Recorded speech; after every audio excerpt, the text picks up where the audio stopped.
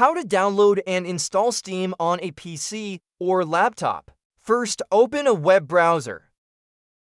Next, go to store.steampowered.com. Then select Install Steam. Select Install Steam. After downloading the Steam installer, left-click on it to start the installation. Select Yes. Select Next. Select Next. Select Install. Select Finish.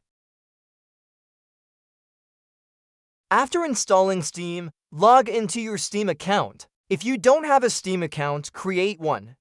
After logging into your Steam account, you can download any game on Steam and play it on your PC or laptop. So I've guided everyone on how to download Steam on a PC or laptop. If you found this video helpful, please give it a like, share, and subscribe to the channel. Thank you all very much.